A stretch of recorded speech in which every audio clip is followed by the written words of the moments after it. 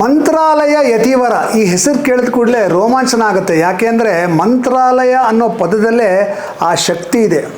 ನಮ್ಮ ಮಧುಸೂದನ್ ಅವರು ನಡೆಸ್ಕೊಡುವಂಥ ಮಂತ್ರಾಲಯ ಯತಿವರ ಯೂಟ್ಯೂಬ್ ಚಾನಲ್ನ ನೀವೆಲ್ಲ ನೋಡೋ ಹಾಗೆ ನಾನು ನೋಡ್ತೀನಿ. ಅವರು ಹೇಳುವ ರಾಯರ ಮಹಿಮೆಯ ಕಥೆಗಳಿರ್ಬೋದು, ರಾಯರ ಪೂಜಾ ವಿಧಾನಗಳಿರ್ಬೋದು, ಇವೆಲ್ಲವನ್ನು ಕೇಳ್ತಾ ಇದ್ದರೆ ತಕ್ಷಣ ನಾನು ರಾಯರ ದರ್ಶನ ಮಾಡೋಕ್ಕೆ ಮಂತ್ರಾಲಯಕ್ಕೆ ಹೋಗ್ಬಿಡ್ಬೇಕು ಅನಿಸುತ್ತೆ. ನೋಡಿ, ನೀವು ಯಾರಾದರೂ ಈ ಮಂತ್ರಾಲಯ ಯತಿವರ ಈ ಚಾನೆಲ್ನ ಸಬ್ಸ್ಕ್ರೈಬ್ ಮಾಡಿದರೆ ಈ ಕೂಡಲೇ ಸಬ್ಸ್ಕ್ರೈಬ್ ಮಾಡ್ಕೊಳ್ಳಿ, ರಾಯರ ಅನುಗ್ರಹಕ್ಕೆ ಪಾತ್ರರಾಗಿ ಅಂತ ಕೇಳ್ಕೊತೀನಿ. ಎಲ್ಲರಿಗೂ ನಮಸ್ಕಾರ. ಮಂತ್ರಾಲಯ ಯತಿವರ ಯೂಟ್ಯೂಬ್ ಚಾನಲ್ಗೆ ನಿಮಗೆಲ್ಲ ಪ್ರೀತಿಯ ಸ್ವಾಗತ. ನಾನು ಆಯುರ್ವೇದ ಮತ್ತು ಸಸ್ಯೌಷಧ ತಜ್ಞ ಮಧುಸೂದನ್. ನನ್ನ ತಪಸ್ಸಿನ ರಹಸ್ಯ ವಿಶೇಷ ಸಂಚಿಕೆಗೆ ನಿಮಗೆಲ್ಲ ಪ್ರೀತಿಯ ಸ್ವಾಗತ. ನನ್ನ ಮಂತ್ರಾಲಯ ಯತಿವರ ಯೂಟ್ಯೂಬ್ ಚಾನಲ್ನ ಬಹಳಷ್ಟು ವೀಕ್ಷಕರು ನನಗೆ ಯಾವಾಗಲೂ ಒಂದು ಪ್ರಶ್ನೆಯನ್ನು ಕೇಳ್ತಾ ಇರ್ತಾರೆ. ಅದು ಏನು ಅಂತಂದರೆ, ಗುರುಗಳೇ, ನಿಮ್ಮ ಜೊತೆ ಯಾವಾಗಲೂ ರಾಯರು ಇದ್ದೇ ಇರ್ತಾರೆ, ನಿಮ್ಮ ಜೊತೆ ರಾಯರು ಮಾತಾಡ್ತಾರೆ, ಇದೆಲ್ಲ ನಿಮಗೆ ಯಾವ ವಯಸ್ಸಿನಿಂದ ಈ ಅನುಭವಕ್ಕೆ ಬಂತು, ದಯವಿಟ್ಟು ತಿಳಿಸ್ಕೊಡಿ ಅಂತ ಕೇಳ್ತಾ ಇರ್ತಾರೆ. ಇವತ್ತಿನ ಸಂಚಿಕೆಯಲ್ಲಿ ನನ್ನ ಜೊತೆ ರಾಯರು ಇದ್ದಾರೆ ಅನ್ನುವಂತಹ ಅನುಭವ ನನಗೆ ಯಾವ ವಯಸ್ಸಿನಲ್ಲಿ ಆಯಿತು, ರಾಯರ ಸಾಕ್ಷಾತ್ಕಾರ ನನಗೆ ಯಾವ ವಯಸ್ಸಿನಲ್ಲಿ ಆಯಿತು ಅನ್ನೋದ್ರ ಬಗ್ಗೆ ವಿಶೇಷವಾದಂಥ ಮಾಹಿತಿಯನ್ನು ನಿಮಗೆ ತಿಳಿಸ್ಕೊಡ್ತೀನಿ. ನೋಡಿ, ನನಗೆ ಆಗ 7 ವರ್ಷ ಆಗಿತ್ತು. 7 ವರ್ಷದ ಹುಡುಗ. 7 ವರ್ಷ ಅಂತಂದರೆ ಅದು ತುಂಬ ತಿಳುವಳಿಕೆ ಇದೆ ಅಂತನೂ ಅಲ್ಲ, ಅಥವಾ ತಿಳುವಳಿಕೆ ಇಲ್ಲ ಅಂತನೂ ಅಲ್ಲ, ಆ ವಯಸ್ಸು ಅದು 7 ವರ್ಷ ಅನ್ನೋದು. 7 ವರ್ಷದಲ್ಲಿ ನಾನು ನನ್ನ ಒಂದು ಸ್ವಭಾವ ಹುಟ್ಟಿನಿಂದ ಹೇಗಿತ್ತು ಅಂತಂದರೆ, ನಾನು ಬಾಲ್ಯದಿಂದಲೂ ಕೂಡ ಈ ಕಷ್ಟದಲ್ಲಿರೋರನ್ನ ಕಂಡ್ರೆ ನನಗೆ ತುಂಬ ನೋವಾಗ್ತಾ ಇತ್ತು. ಒಂದು ಸಣ್ಣ ಉದಾಹರಣೆ ಹೇಳಬೇಕು ಅಂದರೆ, ನಾನು ರಸ್ತೆಯಲ್ಲಿ ಹೋಗುವಾಗ ಯಾರಾದರೂ ವಯಸ್ಸಾದವರೋ ಮತ್ತಾರೋ ಕಷ್ಟದಲ್ಲಿದ್ದಾರೆ ಅಂತಂದರೆ ನನ್ನಿಂದ ಆ ವಯಸ್ಸಿನಲ್ಲಿ ಏನು ಮಾಡೋಕ್ಕೆ ಸಾಧ್ಯನೋ ಅದನ್ನು ಮಾಡ್ತಾಯಿದ್ದೆ. ಉದಾಹರಣೆಗೆ, ರಸ್ತೆ ದಾಟೋಕ್ಕಾಗ್ತಾ ಇಲ್ಲ ಅಂತಂದರೆ ವಯಸ್ಸಾದವ್ರಿಗೆ ಕೈ ಹಿಡ್ಕೊಂಡು ರಸ್ತೆ ದಾಟಿಸ್ತಾ ಇದ್ದೆ. ಹಾಗೆಯೇ ಯಾವುದಾದ್ರೂ ಒಂದು ಪ್ರಾಣಿಗಳು, ಉದಾಹರಣೆಗೆ ಒಂದು ನಾಯಿ ಮರಿ, ಆಗ ಮಳೆಗಾಲ ಹೇಗಿರ್ತಿತ್ತು ಅಂದರೆ ಜೋರಾಗಿ ಮಳೆ ಸುರಿತಾ ಇತ್ತು. 5-6 ತಿಂಗಳು ಮಳೆ ಬರ್ತಾ ಇದ್ದಂತಹ ಕಾಲ ಆವಾಗ. ಅಂತಹ ಸಮಯದಲ್ಲಿ ಈ ನಾಯಿ ಮರಿಗಳು ಯಾವುದಾದ್ರೂ ಒಂದು ಮೂಲೆಯಲ್ಲಿ ಆ ಮಳೆ ನೀರು ಬಿದ್ದು ಅವು ಸಂಕಟ ಪಡ್ತಾ ಇದ್ದರೆ, ನಾನು ನನ್ನ ಮನೆಯಿಂದ ಯಾವುದಾದ್ರೂ ಒಂದು ಹಳೆ ಬಟ್ಟೆ ತಗೊಂಡೋಗಿ ಆ ನಾಯಿ ಮರಿಗಳ ಮೇಲೆ ಅದನ್ನು ಹೊಲಿಸಿ ಬರ್ತಾ ಇದ್ದೆ. ಅಂದರೆ ಬಾಲ್ಯದಲ್ಲೇ ನನಗೆ ಇನ್ನೊಬ್ಬರ ನೋವಿಗೆ ಅಥವಾ ಇನ್ನೊಂದು ಆತ್ಮಕ್ಕೆ, ಇನ್ನೊಂದು ಜೀವಕ್ಕೆ ಸ್ಪಂದಿಸುವಂತಹ ಗುಣ ಬಾಲ್ಯದಲ್ಲೇ ನನಗೆ ಬಂದಿತ್ತು. ಬಹುಶಃ ಈ ಒಂದು ನನ್ನ ಗುಣ ಏನಿದೆಯೋ ಆ ಗುಣವನ್ನು ಮೆಚ್ಚಿ ರಾಯರು ನನಗೆ ಸಾಕ್ಷಾತ್ಕಾರವನ್ನು ಅನುಗ್ರಹ ಮಾಡಿದ್ರು ಅಂತ ನಾನು ಅಂದ್ಕೊಳ್ತೀನಿ. 7ನೇ ವರ್ಷದಲ್ಲಿ ನಾನು ಮಂತ್ರಾಲಯಕ್ಕೆ ಹೋಗಿದ್ದಾಗ ನಡೆದಂಥ ಒಂದು ಘಟನೆಯನ್ನು ಹೇಳ್ತೀನಿ. ಇವಾಗ ಏನು ನೀವು ಮಂತ್ರಾಲಯ ನೋಡ್ತೀರಾ, ಹಾಗೆ ಇರಲಿಲ್ಲ ಆವಾಗ ಮಂತ್ರಾಲಯ. ಆಗಿನ ಮಂತ್ರಾಲಯ ಹೇಗಿತ್ತು ಅಂತಂದರೆ, ನಾವು 3 ಬಸ್ಗಳನ್ನು ಚೇಂಜ್ ಮಾಡಿಕೊಂಡು ಮಂತ್ರಾಲಯ ತಲುಪಬೇಕಾಗಿತ್ತು. ಜೊತೆಗೆ ನಡ್ಕೊಂಡು ಹೋಗಬೇಕಾಗಿತ್ತು. ರಸ್ತೆಗಳಿರ್ತಿರಲಿಲ್ಲ, ಮಣ್ಣಿನ ರಸ್ತೆ. ಜೊತೆಗೆ ಮಂತ್ರಾಲಯದ ಮಠದ ಸುತ್ತ ಯಾವುದೇ ಒಂದು ನಿಮಗೆ ಅಲ್ಲಿ ಲಾಡ್ಜ್ ಆಗಲಿ ರೂಮ್ ಆಗಲಿ ಯಾವುದೂ ಇರ್ತಿರಲಿಲ್ಲ. ನಾವು ಕಟ್ಟೆ ಮೇಲೆ ಮಲ್ಕೋಬೇಕಾಗಿತ್ತು. ಅಂತಹ ಸಂದರ್ಭದಲ್ಲಿ 7ನೇ ವಯಸ್ಸಿನಲ್ಲಿ ನಾನು ಮಂತ್ರಾಲಯಕ್ಕೆ ಹೋದಾಗ, ಅವತ್ತು ಬೆಳಗ್ಗೆ ನನಗೆ ಚೆನ್ನಾಗಿ ನೆನಪಿದೆ, ಒಂದು 9ರಿಂದ 10 ಗಂಟೆ ಸಮಯ. ಆಗ ಪ್ರತಿದಿನ ಮಂತ್ರಾಲಯಕ್ಕೆ ಒಂದು 100 ಅಥವಾ 200 ರಾಯರ ಭಕ್ತರು ಬರ್ತಾಯಿದ್ರು ಅಂತ ಅನಿಸುತ್ತೆ.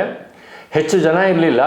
ನಾನು ರಾಯರ ಬೃಂದಾವನಕ್ಕೆ ಆ ಪ್ರಾಕಾರದಲ್ಲಿ ನಮಸ್ಕಾರ ಮಾಡ್ತಾಯಿದ್ದೆ. ಆ ವಯಸ್ಸಿಗೆ ನನಗೇನು ತಿಳುವಳಿಕೆ ಇದೆಯೋ ಆ ತಿಳುವಳಿಕೆ ಪ್ರಕಾರ ರಾಯರ ಬೃಂದಾವನದ ಸುತ್ತ ನಮಸ್ಕಾರವನ್ನು ಮಾಡ್ತಾ ಇದ್ದಂತಹ ಸಂದರ್ಭದಲ್ಲಿ ನನ್ನ ಹಿಂದೆ ಯಾರೋ ಒಬ್ಬರು ಬಂದು ನನ್ನನ್ನು ಹೀಗೆ ಭುಜವನ್ನು ಮುಟ್ಟಿದ ಹಾಗಾಯಿತು. ನಾನು ನಮಸ್ಕಾರ ಮಾಡಿ ಎದ್ದು ನೋಡಿದ್ರೆ ಕಾವಿ ಬಟ್ಟೆಯಲ್ಲಿ ಇದ್ದಂತಹ ಒಬ್ಬ ಯತಿ ಸ್ವರೂಪದಂತಹ ವ್ಯಕ್ತಿ ನನ್ನ ಮುಂದೆ ನಿಂತಿದ್ರು.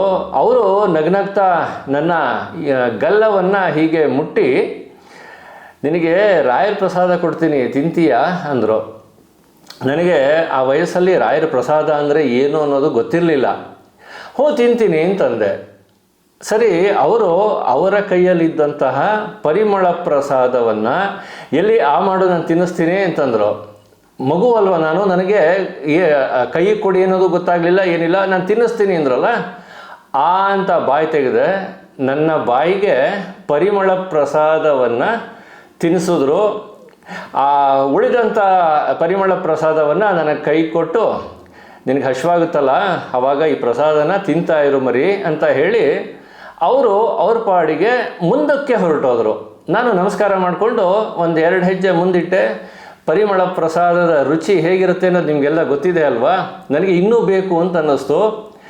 ಮತ್ತೆ ಅವ್ರ ಹತ್ರ ಕೇಳೋಣ ಪ್ರಸಾದನ ಅಂತ ಅವ್ರ ಹಿಂದೆ ಎಲ್ಲಿ ಹೋದರೂ ಅಲ್ಲಿಗೆ ಓಡಿ ಹೋಗಿ ನೋಡಿದ್ರೆ ಅವರಲ್ಲಿ ಇಲ್ಲ. ನನಗೆ ಯಾರು ಪ್ರಸಾದ ಕೊಟ್ಟರೋ ಅವ್ರು ಇಲ್ಲ. ನನಗೆ 7ನೇ ವಯಸ್ಸು, ಅಳು ಬರ್ತಾ ಇದೆ, ನನಗೆ ಪ್ರಸಾದ ಬೇಕು, ಬಾಯಿಗೆ ತುಂಬ ರುಚಿ ಹತ್ತಿದೆ, ನಾನು ಪ್ರಸಾದ ತಿನ್ನಬೇಕು, ಪ್ರಸಾದ ಇಲ್ಲ. ಅವ್ರನ್ನ ಹುಡುಕೊಂಡು ಆ ಪ್ರಾಕಾರದ ಸುತ್ತ ಓಡಾಡ್ತಾ ಇದ್ದೀನಿ, ಎಲ್ಲೂ ಅವ್ರು ಕಾಣಿಸ್ತಾ ಇಲ್ಲ. ನನಗೆ ಅಳು ಬಂದ್ಬಿಡ್ತು. ಅಳ್ತಾ ಇದ್ದೀನಿ, ಕಣ್ಣಲ್ಲಿ ನೀರು ಬರ್ತಾ ಇದೆ, ನನಗೆ ಇನ್ನೊಂದು ಚೂರು ಪ್ರಸಾದ ಬೇಕು, ಅವರು ಎಲ್ಲೋ ಹೊರಟೋಗ್ಬಿಟ್ರಲ್ಲ ಅಂತ. ನೋಡಿ, ಒಂದು 5 ನಿಮಿಷ ಕೂಡ ಆಗಿಲ್ಲ ನಾನು ಅಳೋದಕ್ಕೆ ಶುರು ಮಾಡಿ, ಮತ್ತೆ ಹಿಂದೆಯಿಂದ ನನ್ನ ಭುಜ ಮುಟ್ಟಿದಾಗ ಆಯಿತು. ನಾನು ಮತ್ತೆ ಹಿಂತಿರುಗಿ ಕಣ್ಣೊರೆಸ್ಕೊಂಡು ನೋಡಿದ್ರೆ ಅದೇ ಯತಿ ರೂಪದಲ್ಲಿದ್ದಂತಹ ಆ ವ್ಯಕ್ತಿ ನನ್ನ ಮುಂದೆ ಇದ್ದರು. ಅವರು, ತುಂಬ ಹಶ್ವಾಗಿದೆಯಾ ನಿನಗೆ, ಪ್ರಸಾದ ಜಾಸ್ತಿ ಬೇಕಾ, ಅದಕ್ಕೆ ಯಾಕೆ ಹೇಳ್ತೀಯ, ನಾನು ಕೊಡ್ತೀನಿ ಅಂತಂದ್ಬಿಟ್ಟು ಕೈ ತುಂಬ ಅವರ ಕೈ ಬರ್ತಿ ಒಂದು 3-4 ಪರಿಮಳ ಪ್ರಸಾದ ಇಟ್ಕೊಂಡಿದ್ರು. ಆ ಪ್ರಸಾದವನ್ನು ಮತ್ತೆ ನನ್ನ ಕೈಯೊಳಗೆ, ಮತ್ತು ನಾನೊಂದು ಶರ್ಟ್ ಹಾಕ್ಕೊಂಡಿದ್ದೆ, ನನಗೆ ನೆನಪಿದೆ, ಪುಟ್ಟ ಹುಡುಗ ನಾನು ಅವಾಗ. ಆ ಶರ್ಟ್ ಜೇಬೊಳಗಡೆಗೆ ಒಂದು 2-3 ಪ್ರಸಾದ ಹಾಕಿ, ಹೊಟ್ಟೆ ತುಂಬ ತಿನ್ನು ಆಯಿತಾ ಅಂತ ಹೇಳಿ, ಮತ್ತು ನಾನು ಶರ್ಟ್ ಜಾಬಲ್ಲಿ ಆ ಮಿಠಾಯಿ ಎಲ್ಲ ಇಟ್ಟರಲ್ಲ, ಆ ಪರಿಮಳ ಪ್ರಸಾದ ಮಿಠಾಯಿ ಅಂತ ಇದ್ದೆ ನಾನು ಅವಾಗ. ಇಟ್ಟಿದ್ರಲ್ಲ ಅದನ್ನು ತೆಗೆದು ಮತ್ತೆ ನೋಡೋದ್ರಲ್ಲಿ ಯತಿರೂಪದಲ್ಲಿ ಬಂದಂತಹ ಆ ವ್ಯಕ್ತಿ, ಆ ಪ್ರಕಾಶಮಾನವಾಗಿ ನನಗೆ ಕಣ್ಣಿಗೆ ಕಾಣಿಸಿದಂತಹ ಆ ರಾಯರು ಮತ್ತೆ ನನಗೆ ಕಾಣಿಸ್ಲೇ ಇಲ್ಲ. ನೋಡಿ, ಆ ವಯಸ್ಸಿನಲ್ಲಿ ನನಗೆ ಅವರು ರಾಯರು ಅನ್ನೋದು ನನಗೆ ಅರ್ಥ ಆಗಲಿಲ್ಲ. ಆದರೆ ನಂತರದ ದಿನಗಳಲ್ಲಿ ನಾನು ಮತ್ತೆ ರಾಯರ ಸನ್ನಿಧಾನಕ್ಕೆ ಹೋಗೋದಕ್ಕೆ ಶುರು ಮಾಡಿದ ಮೇಲೆ, ಅಂದರೆ ನನಗೆ ತಿಳುವಳಿಕೆ ಬಂದ ಮೇಲೆ 35 ವರ್ಷಗಳಿಂದ ನಾನು ರಾಯರ ಸೇವೆ ಮಾಡ್ತಾಯಿದ್ದೀನಿ. ಯಾವಾಗ ನನಗೆ ತಿಳುವಳಿಕೆ ಬರೋದಕ್ಕೆ ಶುರುವಾಯಿತೋ ಅಲ್ಲಿಂದ ನನಗೆ ಅರ್ಥ ಆಗೋದಕ್ಕೆ ಶುರುವಾಯಿತು. ಅದೇನು ಅಂತಂದರೆ, ರಾಯರು ನಾನು ಎಲ್ಲೇ ಇರಲಿ ನನ್ನ ಹತ್ತಿರ ಬರ್ತಾರೆ, ನಾನು ಏನು ಕೇಳಲಿ, ನನಗೇನು ಬೇಕು ಅಂತ ನಾನು ಅಂದ್ಕೊಳ್ತೀನೋ ಅದನ್ನು ಅನುಗ್ರಹ ಮಾಡ್ತಾರೆ. ಜೊತೆಗೆ ನನ್ನಿಂದ ಯಥೇಚ್ಛವಾದಂತಹ ಸೇವೆಯನ್ನು ಅವರು ಮಾಡಿಸ್ಕೊಳ್ತಾರೆ ಅನ್ನೋದು ಆಮೇಲೆ ಗೊತ್ತಾಯಿತು. ನೋಡಿ, 17ನೇ ವರ್ಷಕ್ಕೆ ನನಗೆ ಉಪನಯನ ಆಯಿತು. ಉಪನಯನ ಅಂದರೆ ನಿಮಗೆ ಗೊತ್ತಿದೆ ಅಲ್ವಾ, ನಮ್ಮಲ್ಲಿ ಅದನ್ನು ಉಪನಯನ ಕಾರ್ಯಕ್ರಮ ಅಂತ ಚಿಕ್ಕ ವಯಸ್ಸಿನಲ್ಲೇ ಮಾಡ್ತಾರೆ. ಆದರೆ 17ನೇ ವರ್ಷಕ್ಕೆ ನನಗೆ ಉಪನಯನ ಆಯಿತು. ಜನಿವಾರ ಹಾಕುವಂತಹ ಒಂದು ಗಾಯತ್ರಿ ಮಂತ್ರ ಉಪದೇಶ ಮಾಡುವಂತಹ ಒಂದು ಧಾರ್ಮಿಕ ಕಾರ್ಯಕ್ರಮ ನನ್ನ ಜೀವನದಲ್ಲಿ ನಡೀತು. ಉಪನಯನ ಆದಮೇಲೆ ನಾನು ಪ್ರತಿನಿತ್ಯ ನನ್ನ ಮನೆಯ ಪೂಜೆಯ ಕೋಣೆಯಲ್ಲಿ ಸಂಧ್ಯಾವಂದನೆ ಮಾಡುವಾಗ ಗಾಯತ್ರಿ ಜಪ ಮಾಡ್ತೀನಿ. ಜೊತೆಗೆ 108 ಗಾಯತ್ರಿ ಜಪ ಮಾಡುವುದರ ಜೊತೆಗೆ ನರಸಿಂಹದೇವರ ಜಪವನ್ನು ಕೂಡ ಮಾಡ್ತೀನಿ. ನೋಡಿ, ಆ ವಯಸ್ಸಿಗೆ ನನಗೆ ನರಸಿಂಹದೇವರ ಜಪವನ್ನು ಮಾಡಬೇಕು ಅಂತ ರಾಯರೇ ನನಗೆ ಹೇಳ್ಕೊಡ್ತಾಯಿದ್ರು, ಅಂದರೆ ಬುದ್ಧಿ ಕೊಡ್ತಾಯಿದ್ರು ರಾಯರು ಆರಾಧಿಸೋದೇ ನರಸಿಂಹದೇವರನ್ನು. ನಾನು 17ನೇ ವರ್ಷಕ್ಕೆ ನರಸಿಂಹದೇವರನ್ನು ಆರಾಧಿಸಬೇಕು ಅಂತ ರಾಯರು ನನಗೆ ಹೇಳ್ಕೊಡ್ತಾಯಿದ್ರು. ಹೇಗಿದೆ ನೋಡಿ, ಇದೆಲ್ಲವೂ ಕೂಡ ಯಾವುದೋ ಜನ್ಮದ ಪುಣ್ಯ ನನಗೆ ಅಷ್ಟೇ, ಬೇರೆ ಇನ್ನೇನೂ ಅಲ್ಲ. ನಾನು ಪ್ರತಿನಿತ್ಯ 17ನೇ ವರ್ಷದಿಂದ ಇಲ್ಲಿಯವರೆಗೂ ಬೆಳಗ್ಗೆ ಬೇಗ ಎದ್ದು ಬ್ರಾಹ್ಮಿ ಮುಹೂರ್ತದಲ್ಲಿ ಸಂಧ್ಯಾವಂದನೆ ಮಾಡ್ತೀನಿ, ಸೂರ್ಯದೇವರಿಗೆ ಅರ್ಘ್ಯ ಕೊಡ್ತೀನಿ, ನರಸಿಂಹದೇವರ ಸ್ತುತಿ ಏನಿದೆಯೋ ನರಸಿಂಹದೇವರ ಜಪವನ್ನು ಕೂಡ ಮಾಡ್ತೀನಿ. ಇದನ್ನು ಅನುಷ್ಠಾನ ಅಂತ ಕರೀತಾರೆ. ಹಾಗೆಯೇ ಪ್ರತಿನಿತ್ಯ ನಾನು ಎಲ್ಲಿ ಕೂತಿರ್ತೀನೋ ಆ ಕೂತಿರುವಂತಹ ಸ್ಥಳದಲ್ಲಿ, ನಾನು ಕುಳಿತಂಥ ಸ್ಥಳದಿಂದ ಕಣ್ಣು ಮುಚ್ಚಿ ಒಂದೇ ಕ್ಷಣಕ್ಕೆ ಮಂತ್ರಾಲಯಕ್ಕೆ ಹೋಗಿ ಬರುವಂತಹ ಶಕ್ತಿಯನ್ನು ರಾಯರು ನನಗೆ ಅನುಗ್ರಹ ಮಾಡಿಕೊಟ್ಟಿದ್ದಾರೆ ನನ್ನ 17ನೇ ವರ್ಷದಿಂದ. ಹೇಗೆ ನಾನು ಕುಳಿತಂತಹ ಸ್ಥಳದಲ್ಲಿ ಇದ್ದೇ ನಾನು ಹೇಗೆ ಮಂತ್ರಾಲಯಕ್ಕೆ ನಾನು ಹೋಗ್ತೀನಿ ಅನ್ನೋದನ್ನು ನಿಮಗೆ ಇವತ್ತು ತಿಳಿಸ್ತಿದ್ದೀನಿ. ನೋಡಿ, ಮೊದಲು ಗಾಯತ್ರಿ ಮಂತ್ರ ನಾನು ಅದನ್ನು ಜಪ ಮಾಡಿ ಆಗುತ್ತೆ, ನರಸಿಂಹದೇವರ ಜಪ ಆಗುತ್ತೆ, ವಾಯುಸ್ತುತಿ ಆಗುತ್ತೆ. ಆ ನಂತರ ನಾನು ರಾಯರ ಜಪಕ್ಕೆ ಕೂರ್ತೀನಲ್ಲ, ರಾಯರ ಜಪಕ್ಕೆ ಕುಳಿತಾಗ ನಾನು ಕಣ್ಣು ಮುಚ್ಚಿಕೊಳ್ತೀನಿ. ಅದು ಹೇಗೆ ಮಾಡ್ತೀನಿ ಅನ್ನೋದನ್ನು ನಿಮಗೆ ತೋರಿಸ್ತೀನಿ. ನೋಡಿ, ನಾನು ಹೀಗೆ ರಾಯರನ್ನು ನೆನಪು ಮಾಡಿಕೊಂಡು ರಾಯರನ್ನು ನಾನು ನೆನೆಯುತ್ತಾ ಕಣ್ಣುಗಳನ್ನು ಹೀಗೆ ಮುಚ್ಕೊಳ್ತೀನಿ. ನೋಡಿ, ಕಣ್ಣು ಮುಚ್ಚಿದ ತಕ್ಷಣ ನನಗೆ ಮಂತ್ರಾಲಯಕ್ಕೆ ಬಂದಾಯಿತು. ನಾನು ಮಂತ್ರಾಲಯಕ್ಕೆ ಬಂದೆ, ಆ ಮೆಟ್ಟಿಲುಗಳನ್ನು ಹತ್ತುತ್ತಾ ಇದ್ದೀನಿ. ಮೆಟ್ಟಿಲಿಂದ ಕೆಳಗಡೆ ಇಳಿದೆ. ಆ ಪ್ರಾಕಾರದಲ್ಲಿ ರಾಯರಿಗೆ ಹೊರಗಿನಿಂದಲೇ ನಮಸ್ಕಾರವನ್ನು ಮಾಡಿ ಅಲ್ಲಿ ಉರುಳು ಸೇವೆನ ನಾನು ಆರಂಭ ಮಾಡಿದ್ದೀನಿ. ನಾನೀಗ ನನ್ನ ಎಡಭಾಗ, ಅದು ರಾಯರಿಗೆ ಬಲಭಾಗ. ಉರುಳು ಸೇವೆ ಏನು ಮಾಡ್ತೀವಿ ಮಂತ್ರಾಲಯದಲ್ಲಿ, ಅದೇ ರೀತಿಯಲ್ಲಿ ನಾನು ನನ್ನ ಮನಸ್ಸನ್ನು ಮಂತ್ರಾಲಯಕ್ಕೆ ಕಳಿಸ್ತೀನಿ. ನನ್ನ ಮನಸ್ಸು ಈಗ ನನ್ನ ಜೀವ ಅಥವಾ ನನ್ನ ಆತ್ಮ ಮಂತ್ರಾಲಯಕ್ಕೆ ಹೋಗಿದೆ. ಮಂತ್ರಾಲಯದಲ್ಲಿ ನಾನು ರಾಯರನ್ನು ಸ್ಮರಣೆ ಮಾಡ್ತಾ ಶ್ರೀ ರಾಘವೇಂದ್ರಾಯ ನಮಃ, ಶ್ರೀ ರಾಘವೇಂದ್ರಾಯ ನಮಃ, ಶ್ರೀ ರಾಘವೇಂದ್ರಾಯ ನಮಃ ಅಂತ ಪ್ರಾರ್ಥನೆ ಮಾಡ್ತಾ ರಾಯರ ಆ ಪ್ರಾಕಾರದ ಸುತ್ತ ಉರುಳು ಸೇವೆ ಮಾಡ್ತಾ ಇದ್ದೀನಿ. ರಾಯರ ಬಲಭಾಗ ಮುಗೀತು, ಹಿಂಭಾಗಕ್ಕೆ ಬಂದೆ, ಈಗ ಎಡಭಾಗಕ್ಕೆ ಬಂದೆ, ಹಾಗೇ ಮತ್ತೆ ಮುಂಭಾಗಕ್ಕೆ ಬಂದೆ. ಒಂದು ಉರುಳು ಸೇವೆ ಮುಗೀತು, ಮತ್ತೆ 2ನೇ ಉರುಳು ಸೇವೆ ಮಾಡ್ತಾ ಇದ್ದೀನಿ. ಈಗ 2ನೇ ಉರುಳು ಸೇವೆ ಪ್ರಾರಂಭ ಆಯಿತು. ತುದಿಗೆ ಬಂದೆ, ರಾಯರ ಬಲಭಾಗಕ್ಕೆ ಬಂದೆ. ರಾಯರ ಬಲಭಾಗದ ಪ್ರಾಕಾರದಲ್ಲಿ ಆ ಸುತ್ತ ಏನಿದೆ ಅಲ್ಲಿಗೆ ಬಂದೆ. ರಾಯರ ಬೃಂದಾವನದ ಹಿಂಭಾಗದಲ್ಲಿ ಈಗ ಉರುಳು ಸೇವೆ ಮಾಡ್ತಾ ಇದ್ದೀನಿ. ಹಾಗೆ ಈ ತುದಿಗೆ ಬಂದೆ, ಅಂದರೆ ರಾಯರ 2 ತುದಿಗೆ ಬಂದೆ. ಅಲ್ಲಿಂದ ಹಾಗೆ ಉರುಳು ಸೇವೆ ಮಾಡ್ಕೊಂಡು ಬರ್ತಾ ಇದ್ದೀನಿ. ಮತ್ತೆ ರಾಯರ ಮುಂಭಾಗ, ಬೃಂದಾವನದ ಮುಂಭಾಗ ಪ್ರಾಕಾರ ಇದೆಯಲ್ಲ, ಅಲ್ಲಿಗೆ ಬಂದೆ. ಅಲ್ಲಿಂದ ಮತ್ತೆ ಉರುಳು ಸೇವೆ ಮಾಡ್ತಾ ಇದ್ದೀನಿ. ಮತ್ತೆ ಪ್ರಾರಂಭ ಮಾಡಿದೆ, ಬಲಭಾಗಕ್ಕೆ ಬಂದೆ. ಬಲಭಾಗದ ಪ್ರಾಕಾರದಲ್ಲಿ ಒಂದು ನಮಸ್ಕಾರ ಮಾಡಿದೆ. ರಾಯರ ಬೃಂದಾವನದ ಹಿಂಭಾಗ ಬಂದೆ. ಹಾಗೆಯೇ ಈ ಕಡೆ ಎಡಭಾಗಕ್ಕೆ ಬಂದೆ. 3 ಸುತ್ತು ನನಗೆ ರಾಯರ ಪ್ರಾಕಾರದ ಸುತ್ತ ನನ್ನ ಆತ್ಮ ಈಗ ಪ್ರದಕ್ಷಿಣೆ ಮಾಡ್ತು. ಆ ಪ್ರದಕ್ಷಿಣೆ ಮಾಡಿದ ನಂತರ ಎದ್ದ ನಂತರ ರಾಯರಿಗೆ ಕೈ ಮುಗಿದೆ. ರಾಯರ ಬೃಂದಾವನದ ಸಮೀಪ ಹೋಗ್ತಾ ಇದ್ದೀನಿ. ಈಗ ರಾಯರ ಬೃಂದಾವನದ ಸಮೀಪ ಹೋಗ್ತಾ ಇದ್ದೀನಿ. ರಾಯರ ಹತ್ತಿರ ಬಂದೆ, ಬೃಂದಾವನದ ಮುಂದೆ ನಿಂತಿದ್ದೀನಿ. ಆಹಾ, ನೋಡಿ, ನನಗೀಗ ರಾಯರ ದರ್ಶನ ಕೊಡ್ತಾ ಇದ್ದಾರೆ. ರಾಯರ ಬೃಂದಾವನ ಕಾಣ್ತಾ ಇದೆ. ಬೃಂದಾವನದಲ್ಲಿ ರಾಯರ ಕುಳಿತಂತಹ ಆ ಸುಂದರವಾದಂತಹ ದರ್ಶನ ನನಗೆ ನಿಜಕ್ಕೂ ಕಾಣಿಸ್ತಾ ಇದೆ. ರಾಯರಿಗೆ ಕೈ ಮುಗಿತಾ ಇದ್ದೀನಿ. ರಾಯರಿಗೆ ಕೈ ಮುಗಿದು ನಾನು ಕೇಳ್ಕೊಳ್ಳೋದಿಷ್ಟೇ, ಪ್ರತಿನಿತ್ಯ ನನ್ನ ಆತ್ಮ, ನನ್ನ ಜೀವ ನಿಮ್ಮ ಸನ್ನಿಧಾನಕ್ಕೆ ಬರುತ್ತೆ. ಆ ಆತ್ಮಕ್ಕೆ ನಿಮ್ಮ ದರ್ಶನವನ್ನು ಕೊಟ್ಟುಬಿಡಿ. ಅವತ್ತಿನ ದಿನ ಎಲ್ಲ ನನ್ನ ಜೊತೆ ನೀವು ಇರ್ತೀರ, ನನಗೆ ಗೊತ್ತು. ಈ ದರ್ಶನ ಇಡೀ ದಿವಸ ನನಗೆ ನಿಮ್ಮ ಅನುಗ್ರಹದಿಂದ ರಕ್ಷಣೆ ಸಿಗುತ್ತೆ. ನನಗೆ ಅವತ್ತಿನ ದಿನ ತುಂಬ ಚೆನ್ನಾಗಿರುತ್ತೆ, ಆನಂದವಾಗಿರುತ್ತೆ ಅಂತ ರಾಯರಲ್ಲಿ ಕೇಳ್ಕೊತಾ ಇದ್ದೀನಿ. ಕೈ ಹಿಡಿತಾ ಇದ್ದೀನಿ. ರಾಯರು ನನಗೆ ತೀರ್ಥ ಕೊಡ್ತಾ ಇದ್ದಾರೆ. ರಾಯರು ತೀರ್ಥ ಕೊಟ್ಟರು. ತೀರ್ಥ ತಗೊಂಡೆ. ನನ್ನ ಆತ್ಮ ತೃಪ್ತಿ ಆಯಿತು. ನನ್ನ ಆತ್ಮಕ್ಕೆ ತೀರ್ಥ ಕೊಡ್ತಾ ಇದ್ದಾರೆ ರಾಯರು. ಕೈಗಳಿಂದ ಮಂತ್ರಾಕ್ಷತೆ ಕೊಟ್ಟರು. ಈಗ ಮಂತ್ರಾಕ್ಷತೆ ತಗೊಂಡೆ. ಒಂದೇ ಒಂದು ನಿಮಿಷದಲ್ಲಿ ನಡೆಯುವಂತಹ ಪ್ರಕ್ರಿಯೆ ಇದು. ರಾಯರ ದರ್ಶನ ಮಾಡಿ ಆಯಿತು. ಹಾಗೇ ಮುಂದೆ ಬಂದು ವಾದೀಂದ್ರ ತೀರ್ಥರಿಗೆ ನಮಸ್ಕಾರ ಮಾಡಿ ವಾದೀಂದ್ರ ತೀರ್ಥರಿಗೆ ಪ್ರಾರ್ಥನೆ ಮಾಡ್ತಾ ಇದ್ದೀನಿ. ನಾನೀಗ ನನ್ನ ಆತ್ಮ ಪ್ರಾರ್ಥನೆ ಮಾಡ್ತಾ ಇದೆ. ದೇಹ ಇಲ್ಲಿದೆ, ಆತ್ಮವನ್ನು ನಾನು ಮಂತ್ರಾಲಯಕ್ಕೆ ಕಳಿಸಿದ್ದೀನಿ. ವಾದೀಂದ್ರ ತೀರ್ಥರಿಗೆ ನಮಸ್ಕಾರ ಮಾಡಿ ಆಯಿತು.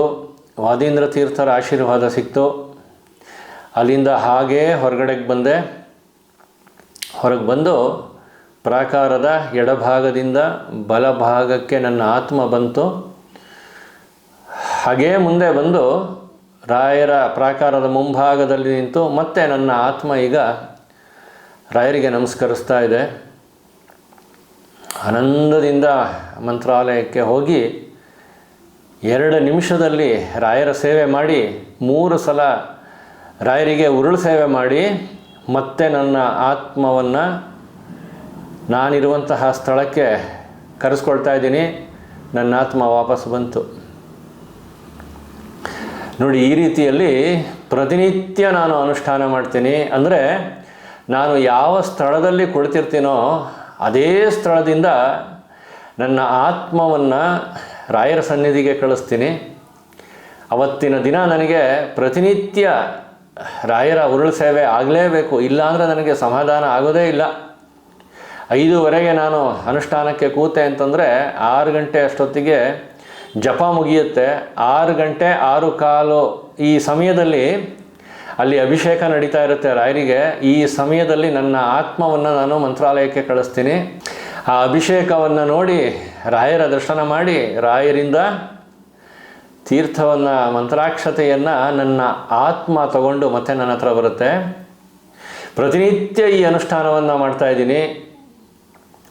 ನನ್ನ ಚಿಕ್ಕ ವಯಸ್ಸಿನಿಂದ ಈ ಅನುಷ್ಠಾನವನ್ನು ನಾನು ಮಾಡ್ಕೊಂಡು ಬರ್ತಾ ಇರೋದ್ರಿಂದ ರಾಯರು ನಾನು ಕೂಗಿದ ತಕ್ಷಣ ಬಂದುಬಿಡ್ತಾರೆ. ರಾಯರೇ, ನಾನು ನಿಮ್ಮನ್ನು ನೋಡಬೇಕು ಅಂತ ಕಣ್ಣು ಮುಚ್ಚಿದ್ರೆ ಸಾಕು, ರಾಯರ ಬೃಂದಾವನ ಬಂದುಬಿಡುತ್ತೆ ನನ್ನ ಕಣ್ಣು ಮುಂದೆ. ರಾಯರು ಕಾಣಿಸ್ಕೊಳ್ತಾರೆ ನನಗೆ.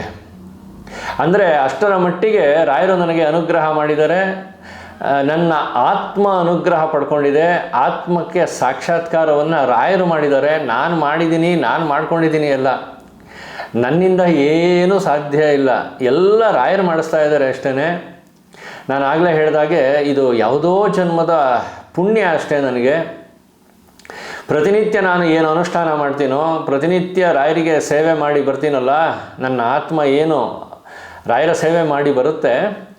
ಅವತ್ತು ನಿಜಕ್ಕೂ ನನಗೆ ಆಶ್ಚರ್ಯ ಆಗೋದೇನು ಅಂತಂದರೆ, ಪ್ರತಿ ದಿವಸ ನನಗೆ ಯಾರಾದರೂ ಒಂದು 3 ಜನ ಅಥವಾ 4 ರಾಯರ ಭಕ್ತರು ಫೋನ್ ಮಾಡಿ, ಗುರುಗಳೇ ನನಗೆ ಈ ಥರ ಆಗಿದೆ, ನಾನು ಏನು ಮಾಡಲಿ ಅಂತ ಕೇಳಿದ್ರೆ, ನೀವು ಹೀಗೆ ಮಾಡಿ ಅಂತ ನಾನು ಹೇಳ್ತೀನಲ್ಲ, ಅದನ್ನು ಮಾಡ್ತಾರೆ. ರಾಯರು ನನ್ನಿಂದ ಮಾಡಿಸ್ತಾರೆ, ಅವ್ರಿಗೆ ಹೇಳಿಸ್ತಾರೆ, ಅವರು ಅದನ್ನು ಮಾಡ್ತಾರೆ, ಅವರಿಗೆ ಒಳ್ಳೆಯದಾಗುತ್ತೆ. ಕೆಲವು ದಿನಗಳ ಹಿಂದೆ ಆಸ್ಟ್ರೇಲಿಯಾದಲ್ಲಿರುವಂತಹ ರಾಯರ ಪರಮ ಭಕ್ತರು ಅವರಿಗೆ ಇದ್ದಕ್ಕಿದ್ದ ಹಾಗೆ ನಾನು ಅವರಿಗೆ ಅವ್ರ ಜೊತೆ ಮಾತಾಡಬೇಕು ಅನ್ನಿಸ್ತು. ಮೆಸೇಜ್ ಮಾಡಿದೆ, ಹೇಗಿದ್ದೀರಾ ನೀವು ಅಂತ. ಗುರುಗಳೇ, ಚೆನ್ನಾಗಿದ್ದೀನಿ ನಾನು, ಆದರೆ ನನಗೆ ಒಂದು ಕಂಪನಿಯಲ್ಲಿ ನಾನು ಕೆಲಸ ಮಾಡ್ತಾ ಇದ್ದಲ್ಲ, ಆ ಕೆಲಸದ ಕಾಂಟ್ರಾಕ್ಟ್ ಮುಗಿದೋಗಿದೆ. ಇನ್ನೊಂದು ಇಂಟರ್ವ್ಯೂ ಕೊಟ್ಟಿದ್ದೀನಿ, ಆದರೆ ಅದಿನ್ನೂ ರಿಸಲ್ಟ್ ಬಂದಿಲ್ಲ, ನಾಳೆ ಹೇಳ್ತೀನಿ ಅಂತಂದಿದ್ದಾರೆ, ಏನಾಗುತ್ತೋ ಗೊತ್ತಿಲ್ಲ ಅಂತಂದರು. ಏನೂ ಯೋಚನೆ ಮಾಡಬೇಡಿ, ನಾಳೆ ನಿಮಗೆ ಅಪಾಯಿಂಟ್ಮೆಂಟ್ ಲೆಟ್ರು ಬರುತ್ತೆ, ಮೇಲ್ ಬರುತ್ತೆ, ಯೋಚನೆ ಮಾಡಬೇಡಿ, ನೀವು ರಾಯರ ಭಕ್ತರು, ರಾಯರು ನಿಮ್ಮ ಜೊತೆ ಇದ್ದಾರೆ, ನಿಮ್ಗೆ ಒಳ್ಳೇದಾಗೇ ಆಗುತ್ತೆ ಅಂತಂದೆ. ನೀವು ಏನು ಅಂದ್ಕೊಳ್ತೀರೋ ಗೊತ್ತಿಲ್ಲ. ಅವರನ್ನೊಂದು ಸಲ ನಾನು ಆಸ್ಟ್ರೇಲಿಯಾದಿಂದ ಬಂದಾಗ ಅವರ ಸಂದರ್ಶನವನ್ನು ಮಾಡಿ ಪ್ರಸಾರ ಮಾಡ್ತೀನಿ. ಮಾರನೇ ದಿವಸವೇ ಅವರು ನನಗೆ ಫೋನ್ ಮಾಡಿ ಹೇಳಿದ್ರು. ಅದು ಯಾವತ್ತು ಅಂತಂದರೆ ಗುರುಪುಷ್ಯ ಯೋಗ ಇತ್ತಲ್ಲ, ಅವತ್ತಿನ ದಿನವೇ ಅವ್ರು ನನಗೆ ಮೆಸೇಜ್ ಮಾಡಿ ಹೇಳಿದ್ರು, ಗುರುಗಳೇ, ನೀವು ಹೇಳಿದ್ದು ಸತ್ಯ ಆಯಿತು, ನನಗೆ ಮೇಲ್ ಬಂದಿದೆ, ನಾನು ಇಂಟರ್ವ್ಯೂ ಕೊಟ್ಟಂತಹ ಕಂಪನಿಯಲ್ಲಿ ನನಗೆ ಕೆಲಸ ಸಿಕ್ಕಿದೆ. ನೀವು ನಿನ್ನೆ ನನಗೆ ಮೆಸೇಜ್ ಮಾಡಿದಾಗಲೇ ರಾಯರೇ ನನಗೆ ಧೈರ್ಯ ತುಂಬಿದ ಹಾಗೆ ಅನುಭವ ಆಯಿತು, ಇವತ್ತು ಅದು ಸತ್ಯ ಆಯಿತು, ನನಗೆ ತುಂಬ ಸಂತೋಷ ಆಯಿತು ಗುರುಗಳೇ ಅಂತ ನನಗೆ ಮೆಸೇಜ್ ಮಾಡಿದ್ರು. ನಾನು ನಿಮಗೆ ಆ ಮೆಸೇಜ್ ತೋರಿಸೋದ್ರಲ್ಲಿ ಅರ್ಥ ಇಲ್ಲ, ಅವರನ್ನೇ ಸಂದರ್ಶನ ಮಾಡ್ತೀನಿ. ಆಸ್ಟ್ರೇಲಿಯಾದಿಂದ ಬಂದಾಗ ಅವರನ್ನು ಖಂಡಿತ ನಿಮ್ಮ ಮುಂದೆ ತೊಗೊಂಡು ಬರ್ತೀನಿ, ಕರ್ಕೊಂಡು ಬರ್ತೀನಿ. ಇದೆಲ್ಲ ಪ್ರತಿನಿತ್ಯ ನಾನು ಮಾಡುವಂತಹ ಅನುಷ್ಠಾನದ ಫಲ ಅಷ್ಟೇ. ಯಾರು ಕಷ್ಟದಲ್ಲಿರ್ತಾರೋ, ಯಾರು ನೋವಲ್ಲಿರ್ತಾರೋ ಅಂಥವರಿಗೆ ದಾರಿ ತೋರಿಸುವಂತಹ ಗುಣವನ್ನು ರಾಯರು ನನಗೆ ಬಾಲ್ಯದಿಂದ ಅನುಗ್ರಹ ಮಾಡಿರೋದರಿಂದ ನನಗೇ ಗೊತ್ತಿಲ್ಲದ ಹಾಗೆ ರಾಯರು ಮತ್ತೊಬ್ಬರಿಗೆ, ಕಷ್ಟದಲ್ಲಿರೋರಿಗೆ, ಅಸಹಾಯಕರಿಗೆ, ನೊಂದವರಿಗೆ ದಾರಿ ತೋರಿಸುವಂತಹ ಕೆಲಸವನ್ನು ರಾಯರು ನನ್ನಿಂದ ಮಾಡಿಸ್ತಾ ಇದ್ದಾರೆ. ಇದು ನನ್ನ ತಪಸ್ಸಿನ ರಹಸ್ಯ. ನೀವೆಲ್ಲ ತುಂಬ ಕುತೂಹಲದಿಂದ ಕೇಳಿದ್ರಿ ಅಂತ ಇವತ್ತಿನ ಸಂಚಿಕೆಯನ್ನು ಮಾಡಿ ನಿಮ್ಗೆ ಇದನ್ನೆಲ್ಲ ತಿಳಿಸ್ತಾ ಇದ್ದೀನಿ. ಯಾಕೆಂದರೆ ಬಹಳಷ್ಟು ನನ್ನ ಮಂತ್ರಾಲಯ ಯತಿವರ ಯೂಟ್ಯೂಬ್ ಚಾನಲ್ ವೀಕ್ಷಕರಿಗೆ ಒಂದು ಕುತೂಹಲ ಇದೆ. ಗುರುಗಳು ಹೇಗೆ ರಾಯರನ್ನು ಪೂಜೆ ಮಾಡ್ತಾರೆ, ಅವರ ಬಾಲ್ಯ ಹೇಗಿತ್ತು, ಜೊತೆಗೆ ರಾಯರ ಅನುಷ್ಠಾನವನ್ನು ಹೇಗೆ ಮಾಡ್ತಾರೆ, ಪ್ರತಿನಿತ್ಯ ಇವರ ಪೂಜೆ ಹೇಗಿರುತ್ತೆ ಅಂತ ಒಂದು ಕುತೂಹಲ ಇರುತ್ತೆ. ಸಾಕಷ್ಟು ರಾಯರು ನನ್ನ ಬದುಕಲ್ಲಿ ಪವಾಡಗಳನ್ನು ಮಾಡಿದ್ದಾರೆ. ಅದು ಸಂಚಿಕೆಗಳನ್ನು ಮಾಡ್ತಾ ಹೋದರೆ ಅದೇ ಒಂದು 200-300 ಸಂಚಿಕೆಗಳಾಗುತ್ತೆ. ಅಷ್ಟು ಪ್ರತಿದಿನ ನನಗೆ ಅನುಗ್ರಹ ಮಾಡ್ತಿರ್ತಾರೆ. ಪ್ರತಿನಿತ್ಯ ಏನೋ ಒಂದು ಆಗ್ತಾನೇ ಇರುತ್ತೆ. ನೋಡಿ, ಕೆಲವು ದಿನಗಳ ಹಿಂದೆ ಒಂದು ಚಿಕ್ಕದಾಗಿ ಹೇಳಿ ಅದನ್ನು ಇವತ್ತಿನ ಸಂಚಿಕೆಯನ್ನು ಮುಗಿಸ್ಬಿಡ್ತೀನಿ. ಮೊನ್ನೆ ಮಳೆ ಬರ್ತಾಯಿತ್ತು, ಇದರಲ್ಲಿ ಬೆಂಗಳೂರಲ್ಲಿ ಮಳೆ ಶುರುವಾಯಿತು, ಜೋರು ಮಳೆ ಬರ್ತಾಯಿತ್ತು. ನಾನು ಕಾರ್ ತೊಗೊಂಡು ಹೋಗೋ ಪರಿಸ್ಥಿತಿನಲ್ಲಿಲ್ಲ, ಬೈಕಲ್ಲಿ ಹೋದರೆ ನೆಂದೋಗ್ತೀನಿ ಅಂತ ಅನ್ನಿಸ್ತು. ತಕ್ಷಣ ನಾನೇನು ಮಾಡಿದೆ, ಆಟೋ ಬುಕ್ ಮಾಡಿಕೊಂಡೆ. ಓಲಾ ಆಟೋನ ಬುಕ್ ಮಾಡಿದೆ. ಮನೆ ಹತ್ರ ಆಟೋ ಬಂತು, ಆಟೋ ಹತ್ತಿದೆ. ಆಟೋ ಹತ್ತಿ ಒಂದು ಸ್ವಲ್ಪ ದೂರ ಹೋಗಿದ್ದೀನಿ, 1 ಕಿಲೋಮೀಟ್ರ್ ಆಟೋ ಮುಂದೆ ಹೋಗಿದೆ ಅಷ್ಟೇ. ಇದು ರಾಯರು ಹೇಗೆ ನಿನ್ನ ಜೊತೆ ಇರ್ತೀನಿ ನಾನು ಅನ್ನೋದನ್ನು ನನಗೆ ಪ್ರತಿ ಕ್ಷಣ ತೋರಿಸ್ತಾರೆ ಅನ್ನೋದಕ್ಕೆ ಈ ಘಟನೆ ಹೇಳ್ತಾ ಇದ್ದೀನಿ ಅಷ್ಟೇ. 1 ಕಿಲೋಮೀಟ್ರು ಆಟೋ ಮುಂದೆ ಹೋಗಿದೆ. ನಾನು ಸಾಮಾನ್ಯವಾಗಿ ನಾನು ಇದ್ದಂತಹ ಸ್ಥಳದಲ್ಲಿ ಸ್ವಲ್ಪ ಅಬ್ಸರ್ವೇಷನ್ ಮಾಡ್ತಾ ಇರ್ತೀನಿ. ಅಂದರೆ ಆ ಪರಿಸರವನ್ನು ಅಬ್ಸರ್ವ್ ಮಾಡ್ತೀನಿ, ಹೇಗಿದೆ ಏನು ಅಂತ. ಆಟೋದಲ್ಲಿ ಕೂತಂತಹ ಆ ವ್ಯಕ್ತಿ, ಆ ಮಾಲೀಕರು, ಆಟೋ ಮಾಲೀಕರು ಏನಿದ್ರು, ಅವರು ಮುಂದೆ ಅವರು ರಸ್ತೆ ನೋಡ್ಕೊಂಡು ಆಟೋ ಓಡಿಸ್ತಾ ಇದ್ದಾರೆ. ಮಳೆ ಜೋರಾಗಿ ಬರ್ತಾ ಇದೆ. ನನ್ನ ಕಣ್ಣು ಆಟೋ ಮೇಲ್ಭಾಗಕ್ಕೆ ಹೋಯಿತು. ಆಟೋ ಒಳಭಾಗದ ಮೇಲ್ಭಾಗಕ್ಕೆ ಕಮಾನಿಗೆ ಹೋಯಿತು. ಅಲ್ಲಿ ಪೂಜ್ಯಾಯ ರಾಘವೇಂದ್ರಾಯ ಸತ್ಯಧರ್ಮರತಾಯ ಚ ಭಜತಾಂ ಕಲ್ಪವೃಕ್ಷಾಯ ನಮತಾಂ ಕಾಮಧೇನುವೆ, ರಾಯರ ಈ ಸ್ತೋತ್ರ ಇದೆಯಲ್ಲ, ಈ ಸ್ತೋತ್ರ ಬರೆದಿರುವಂತಹ ಒಂದು ಸ್ಟಿಕ್ಕರು ಜೊತೆಗೆ ರಾಯರ ಫೋಟೋವನ್ನು ಆ ಆಟೋ ಮಾಲೀಕರು ಆ ಆಟೋ ಒಳಗಡೆ ಅಂಟಿಸ್ಕೊಂಡಿದ್ದಾರೆ. ನೋಡಿ, ನನಗೆ ತುಂಬ ಖುಷಿ ಆಯಿತು. ರಾಯರು ಇಲ್ಲೂ ಇದ್ದಾರೆ, ನಾನು ಪ್ರಯಾಣ ಮಾಡೋ ಆಟೋದಲ್ಲೂ ಕೂಡ ರಾಯರು ನನ್ನ ಜೊತೆ ಇದ್ದೀನಿ ಅಂತ ತೋರಿಸ್ತಾ ಇದ್ದಾರೆ ಅಂತ ಅಂದ್ಬಿಟ್ಟು ರಾಯರಿಗೆ ಹಾಗೆ ಕೈ ಮುಗಿದೆ. ಜೊತೆಗೆ ಆ ಆಟೋ ಮಾಲೀಕರು ಕೂಡ ರಾಯರ ಭಕ್ತರು ಅಂತ ಮನಸ್ಸಿನಲ್ಲೇ ನನಗೆ ಗೊತ್ತಾಯ್ತಲ್ಲ, ಬಹಳ ಸಂತೋಷಪಟ್ಟೆ. ಸರಿ, ನಾನು ಎಲ್ಲಿ ಇಳಿಬೇಕಾಗಿತ್ತೋ ಅಲ್ಲಿಗೆ ಇಳಿದೆ. ಅವತ್ತು ನಾನು ಮಲ್ಲೇಶ್ವರಂಗೆ ಹೋಗಬೇಕಾಗಿತ್ತು, ಮಂತ್ರಿ ಮಾಲ್ಗೆ ಹೋಗಬೇಕಾಗಿತ್ತು.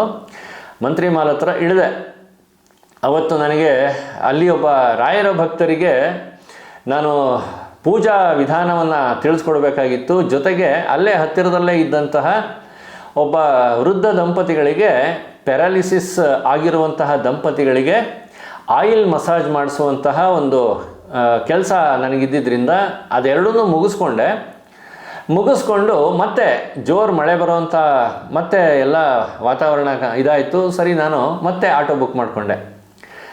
ಆಟೋ ಬುಕ್ ಮಾಡಿ ಮತ್ತೆ ನನ್ನ ಆಟೋ ಹೊರಡ್ತು. ಸಂಪಿಗೆ ರಸ್ತೆ ಮಲ್ಲೇಶ್ವರಮಿಂದ ಆಟೋದಲ್ಲಿ ಬಂದು ಪ್ರಕಾಶ್ ನಗರ, ರಾಜಾಜಿನಗರ ಹೀಗೆ ಮುಂದಕ್ಕೆ ಬರ್ತಾ ಇದೆ ಆಟೋ. ಮತ್ತೆ ನಾನು ಅಬ್ಸರ್ವೇಷನ್ನು, ನನಗೆ ಗೊತ್ತಿಲ್ಲ, ರಾಯರ್ ಅಬ್ಸರ್ವ್ ಮಾಡೋ ಹಾಗೆ ನನಗೆ ಮಾಡ್ತಾರೆ, ನಾನಿದ್ದೀನಿ ನೋಡು ಅಂತ ಹೇಗೆ ತೋರಿಸ್ತಾರೆ ಅಂತಂದರೆ, ಈ ಸಲ ನಾನು ವಾಪಸ್ ಬರುವಾಗ ನಾನು ಮೇಲೆಲ್ಲೂ ನೋಡಲಿಲ್ಲ. ಪಕ್ಕದಲ್ಲಿ ನೋಡಿದ್ರೆ ಆ ಆಟೋ ಡ್ರೈವರ್ ಏನಿದ್ದಾರೆ, ಮಾಲೀಕರೇನಿದ್ದಾರೆ, ಅವ್ರು ಹೀಗೆ ಕೂತಿರ್ತಾರಲ್ಲ, ಅವರ ಕೈ ಬಲಭಾಗದ ಆ ಭಾಗದಲ್ಲಿ ಆ ಫ್ರೇಮ್ ಮೇಲೆ ರಾಯರ ವಿಗ್ರಹ ಅಂಟಿಸ್ಕೊಂಡಿದ್ದಾರೆ. ನೋಡಿ ಹೇಗಿದೆ ಅಂತಂದರೆ, ಅದು ನನಗೆ ಕಾಣಿಸ್ತು. ಇದು ರಾಯರು ನನಗೆ ಹೇಳ್ತಾ ಇರ್ತಾರೆ, ನೋಡು ನಾನು ಇಲ್ಲಿದ್ದೀನಿ, ನಾನು ನಿನ್ನ ಜೊತೆ ಇದ್ದೀನಿ. ನನಗೆ ಗೊತ್ತು, ರಾಯರು ಯಾವಾಗಲೂ ನನ್ನೊಳಗೆ, ನನ್ನ ಆತ್ಮದಲ್ಲೇ, ನನ್ನ ದೇಹದಲ್ಲೇ, ನನ್ನ ಹೃದಯದಲ್ಲೇ ರಾಯರಿದ್ದಾರೆ ಅನ್ನೋದು ನನಗೆ ಗೊತ್ತು. ಆದರೂ ಕೂಡ ನಿನ್ನ ಜೊತೆ ನಾನು ಇದೀನಪ್ಪ ಅನ್ನೋದನ್ನು ರಾಯರು ಪ್ರತಿ ಕ್ಷಣ ನನಗೆ ತೋರಿಸ್ತಾ ಇರ್ತಾರೆ. ಆಟೋ ಡ್ರೈವರ್ನ ಕೇಳಿದೆ, ನೀವು ರಾಯರ ಭಕ್ತರ ಅಂತ. ಅಯ್ಯೋ, ರಾಯರ ಪರಮ ಭಕ್ತ ಸರ್ ನಾನು. ಹಾಗೆ ಮಾತಾಡ್ಕೊಂಡು ಬಂದರು. ಕೊನೆಗೆ ನಮ್ಮ ಮನೆ ಹತ್ರ ಇಳಿಯುವಾಗ ನನ್ನ ಮಂತ್ರಾಲಯ ಯತಿವರ ಯೂಟ್ಯೂಬ್ ಚಾನಲ್ನ ಪರಿಚಯ ಅವರಿಗೆ ಮಾಡಿಸಿ, ಸಬ್ಸ್ಕ್ರೈಬ್ ಮಾಡ್ಕೊಳ್ಳಿ, ಒಳ್ಳೊಳ್ಳೆ ನಿಮಗೆ ವೀಡಿಯೋಗಳನ್ನು ಮತ್ತು ರಾಯರ ಸೇವೆಗಳ ಬಗ್ಗೆ ಮಾಹಿತಿ ಕೊಡ್ತಿರ್ತೀನಿ ನನ್ನ ವೀಡಿಯೋದಲ್ಲಿ ಅಂತ ಹೇಳಿ ಅವ್ರ ಮೊಬೈಲ್ನ ತಗೊಂಡು ಅವರಿಗೆ ಸಬ್ಸ್ಕ್ರೈಬ್ ಮಾಡಿ ಅವರಿಗೆ ವಾಪಸ್ಸು ಮೊಬೈಲ್ ಕೊಟ್ಟೆ. 4 ದಿನಗಳೂ ಆಗಿಲ್ಲ, ಆ ಆಟೋ ಡ್ರೈವರು ನನಗೆ ಫೋನ್ ಮಾಡಿ ಹೇಳಿದ್ರು, ಗುರುಗಳೇ ನೀವು ಇದರಲ್ಲಿ ಒಂದು ಪೂಜೆ ಬಗ್ಗೆ ಹೇಳಿದ್ರಿ. ಅಂದರೆ ರಾಯರಿಗೆ ನೀವು ಆಡಂಬರದ ಪೂಜೆ ಏನು ಬೇಕಿಲ್ಲ, ಪ್ರತಿನಿತ್ಯ ಒಂದು ತುಳಸಿ ದಳ ಇಟ್ಟರೆ ಸಾಕು, ಅಷ್ಟಕ್ಕೆ ರಾಯರು ಒಲ್ದು ಬಿಡ್ತಾರೆ ಅಂತ ನೀವು ಒಂದು ವಿಡಿಯೋದಲ್ಲಿ ಹೇಳಿದ್ರಿ. ಅದನ್ನು ನೋಡಿದೆ ಮನೆಗೆ ಹೋದಾಗ. ಪ್ರತಿನಿತ್ಯ ನಾನಿವಾಗ ರಾಯರಿಗೆ, ನಾನು ಆಟೋದಲ್ಲಿ ಕೂತ್ಕೊಂಡ ತಕ್ಷಣ ರಾಯರ ವಿಗ್ರಹಕ್ಕೆ ಒಂದು ತುಳಸಿ ದಳ ಇಟ್ಟು ನಮಸ್ಕಾರ ಮಾಡಿ ನಾನು ಆಟೋ ಹತ್ತುತ್ತೀನಿ. ಅದರ ಫಲನೋ ಅನ್ನುವಂತೆ ಪ್ರತಿನಿತ್ಯ ನನಗೆ ಇವಾಗ ಬಾಡಿಗೆ ಕೂಡ ಜಾಸ್ತಿ ಸಿಗ್ತಾ ಇದೆ ಗುರುಗಳೇ. ಎಲ್ಲ ನೀವು ತೋರಿಸಿದ ದಾರಿಯಿಂದ ನನಗಿದೆಲ್ಲ ಆಯಿತು ಅಂತಂದರು. ನಾನು ತೋರಿಸಿದ ದಾರಿ ಅನ್ನೋದಕ್ಕಿಂತ ರಾಯರು ತೋರಿಸಿದ ದಾರಿ, ರಾಯರು ನನ್ನಿಂದ ಹೇಳಿಸ್ತಾರೆ, ಅದನ್ನು ನಾನು ಹೇಳ್ತೀನಿ. ಯಾರು ಅದನ್ನು ಫಾಲೋ ಮಾಡ್ತಾರೋ ಅಂಥವರಿಗೆ ಖಂಡಿತವಾಗಲೂ ರಾಯರು ಅನುಗ್ರಹ ಮಾಡೇ ಮಾಡ್ತಾರೆ ಅನ್ನೋದಕ್ಕೆ ಈ ಒಂದು ಘಟನೆನೇ ಸಾಕ್ಷಿ. ಸಂಚಿಕೆ ತುಂಬ ದೊಡ್ಡದಾಗುತ್ತೆ, ಇನ್ನೂ ತುಂಬ ಘಟನೆಗಳಿದೆ. ಮುಂದಿನ ಸಂಚಿಕೆಗಳಲ್ಲಿ ನಾನು ಇನ್ನಷ್ಟು ವಿಚಾರಗಳನ್ನು ನಿಮ್ಮ ಜೊತೆ ಹಂಚ್ಕೋತೀನಿ. ಮುಂದಿನ ಸಂಚಿಕೆಯಲ್ಲಿ ಮತ್ತೆ ನಿಮ್ಮನ್ನು ಭೇಟಿ ಆಗ್ತೀನಿ. ಅಲ್ಲಿವರೆಗೂ ಅಜ್ಞಾನನಾಶಾಯ ವಿಜ್ಞಾನ ಪೂರ್ಣಾಯ ಸುಜ್ಞಾನದಾತ್ರೆ ನಮಸ್ತೆ ಗುರು. ಶ್ರೀರಾಘವೇಂದ್ರಾರ್ಯ ಶ್ರೀರಾಘವೇಂದ್ರಾರ್ಯ ಶ್ರೀರಾಘವೇಂದ್ರಾರ್ಯ ಪಾಹಿ ಪ್ರಭೋ. ನಮಸ್ಕಾರ. ಸರಿ ಗಮ ಮಮ ಗರಿ ಗಮ ಪದನಿ ಸರಿ ಧನಿ ಧನಿ ಧ ಸರಿ ಧನಿ ಸರಿ ಗರಿ ಸನಿ ರೆ ಸನಿ ಧನಿ ಸರಿ ಗಮ ಮಮ ಗರಿ ಧನಿ ರೆ ಸರಿ ಓಂ ತನ ತ